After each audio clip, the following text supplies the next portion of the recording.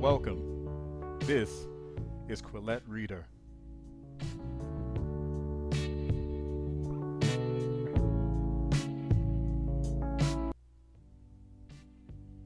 Welcome to another episode of Quillette Reader.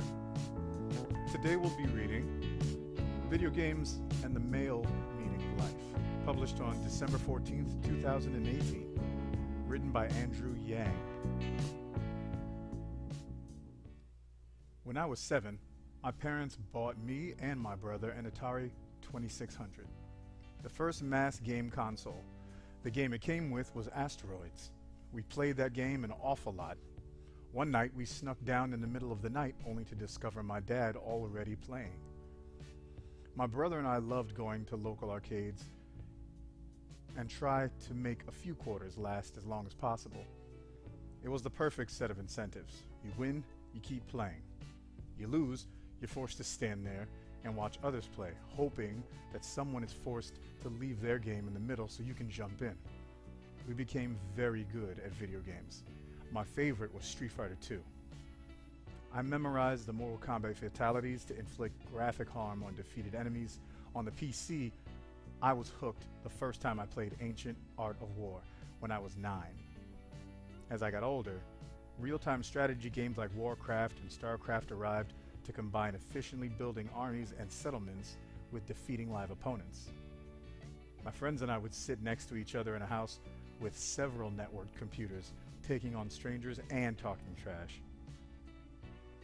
The amount of time I spent on video games dropped dramatically after I graduated from college. I wanted to go on dates, and playing video games wasn't helping. I developed a notion that virtual world building and real-life world building were at odds with each other. I started reading books on investing and financial statement analysis, which seemed to me to be the best real-world analog to becoming good at video games. By the time I started dabbling in games again and asked my brother-in-law to school me in Defense of the Ancients, Dota, over the holidays, they had leapt forward to a point where I felt old and slow. Memorizing key commands seemed beyond me. That said, I still understand and appreciate video games on a visceral level. I even imagine that I could get into them again. They speak to a primal set of basic impulses, to world creating, skill building, achievement, violence, leadership, teamwork, speed, efficiency, status, decision making, and accomplishment. They fall into a whole suite of things that appeal to young men in particular. To me, the list would go something like gaming, the stock market, fantasy sports, gambling, basketball, science fiction, geek movies, and cryptocurrencies, most of which involve a blend of numbers and optimization. It's a need for mastery, progress, competition, and risk. As of last year, 22% of men between the ages of 21 and 30 in the US with less than a bachelor's degree reported not working at all in the previous year, up from only 9.5% in 2000. And there's evidence that video games are a big reason why. According to a recent study based on the Census Bureau's time use surveys, young men without college degrees have replaced 73% of the time they used to spend working with time on the computer, mostly playing video games. From 2004 to 2007, young, unemployed men without college degrees were spending 3.4 hours per week playing video games. By 2011 to 2014, the average time spent per week had more than doubled to 8.6 hours. The economists conducting the study, led by the University of Chicago's Eric Hurst, strained to figure out whether men who were already detached were playing video games to pass the time or whether video games were actually causing them to drop out. The evidence pointed to the latter. Their research indicated that improved technological entertainment options, primarily video games, are responsible for between 20 and 33% of reduced work hours. The trends are different for women, who have not seen the same increase in gaming at the expense of work hours and are more likely to return to school when out of work. For many men, however, games have gotten so good that they have made dropping out of work a more appealing option. When I play a game, "I know if I have a few hours, I will be rewarded," said one 22-year-old who lives with his parents in Silver Springs, Michigan. "With a job, it's always been up in the air with the amount of work I put in and the reward." Jacob Barry, a 21-year-old in Michigan, finds it easier to get excited about playing video games than his part-time job making sandwiches at a local Jimmy John's, particularly given the sense of community he finds online. He plays up to 40 hours a week, the equivalent of a full-time job. How exactly are these game-playing men getting by? They live with their parents. In 2000, just 35% of lower-skilled young men in America lived with family. Now, more than 30% of lower-skilled young men live with their parents, and as many as 67% of those who are unemployed do so. More U.S. men aged 18 to 34 are now living with their parents than with romantic partners, according to the Pew Research Center. Video games function as extremely inexpensive entertainment on a time-use basis. After one invests in a console or computer, the marginal cost is near zero. Gamers can log hundreds or thousands of hours for the cost of one game or rental subscription. Time spent gaming is what's known in economic terms as an inferior good. The poorer you are, the more of it you consume. Recent studies found that households making between $25,000 and $35,000 a year spent 92 more minutes per week online than households making $100,000 per year. The image of legions of men in their parents' basements playing video games for hours on end may seem pathetic or sad, but their satisfaction level is high. Happiness has gone up for this group, says the University of Chicago's Eric Hurst, despite the high rate of unemployment. Hurst describes his findings as staggering and observes of his own 12-year-old son, "If it were up to him, I have no doubt he would play video games 23 and a half hours per day. He told me so. If we didn't ration video games, I am not sure he would ever eat. I'm positive he wouldn't shower." Video games are fun and communal. Nowadays, they're also so well designed that many almost simulate jobs.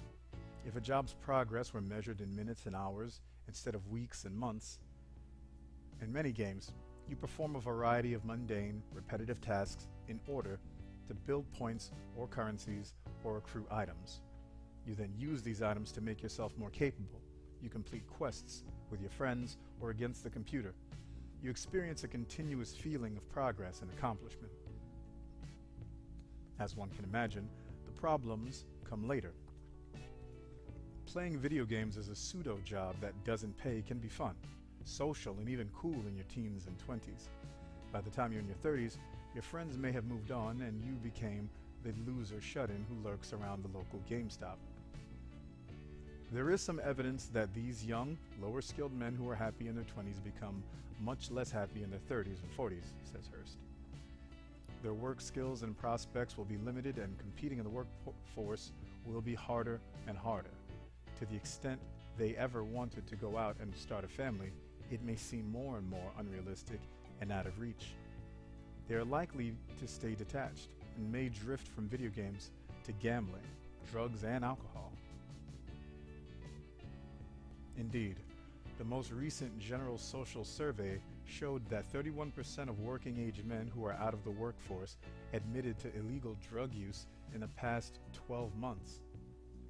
The annual time use survey in 2014 indicated high levels of time spent attending gambling establishments, tobacco and drug use, listening to the radio, and arts and crafts as a hobby, with over 8 hours per day spent on socializing, relaxing, and leisure. The same surveys showed lower likelihood of volunteering or attending religious services than for men in the workforce, despite having considerably more time. Every society has a bad men problem, says Tyler Cohen, the economist and author of Average is Over.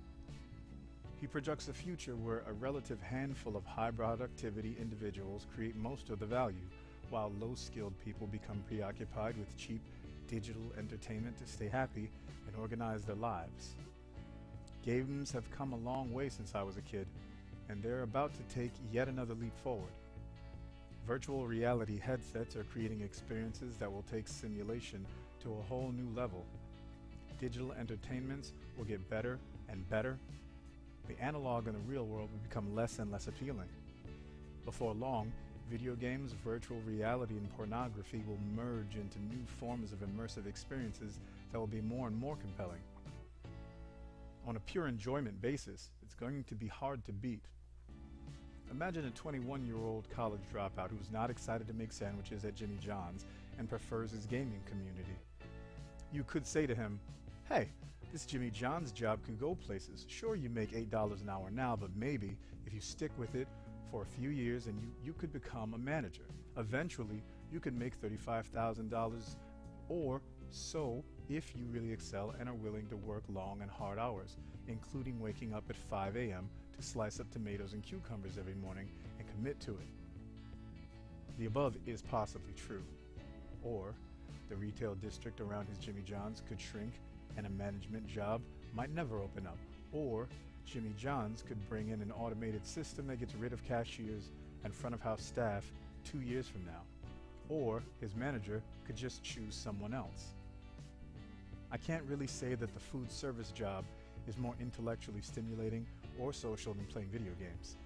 The main virtues seem to be that it pays money, imposes discipline, has face-to-face contact with other real humans, and might lead somewhere. In previous eras of growth, it really might have. I sympathize with this kid in part because I feel like the trade-offs are more difficult than most people realize. If I was given the choice between a dead-end, low-end job for months on end or hanging with my friends, playing video games, it would be very easy to choose the latter. The consequences are somewhat vague and down the road. Men imagine themselves to be kings, warriors, CEOs, athletes, ladies' men, geniuses, soldiers, workers, achievers, and part of a band of brothers. All of these things are possible online. Of course, I believe that people should go out into the real world, get a good job, fall in love, get married, become a homeowner, have a child, be a good parent, leave the world a better place, and do all of that stuff. I've tried to do it myself. It's the substance of life and humanity. It requires a degree of evolution and positive social reinforcement, particularly trying to be a good parent. But this version of achievement is not going to be sustainable for more and more Americans. The jobs are going to lead nowhere and then disappear. There will be very limited social reinforcement. The incentives to stay immersed in the virtual world will rise as the world outside gets harder and less welcoming. Billions of dollars will be spent facilitating their immersion. A number of my guy friends have gotten divorced in their 30s and 40s. Others have become detached from society. Male dysfunction tends to take on an air of nihilism and dropping out. The world and relationships take work. You gird yourself for the workplace in a suit of armor. If you ever take it off and stop working, you get swept away. Many men have within us the man-child who's still in that basement. The fortunate among us have left him behind, but we understand his appeal all too well. He's still there waiting, ready to take over in case our lives fall apart. Andrew Yang is a candidate for President of the United States in 2020. He is the founder of Venture for America and the author of The War on Normal People, of which this is an adapted excerpt. Follow him on Twitter at Andrew Yang VEA. This has been another episode of Quillette Reader, and thank you for joining us. If you have any suggestions on any piece you might like read, please say so in the comments. Please like and subscribe, and I hope you come back for the next. Good day to you.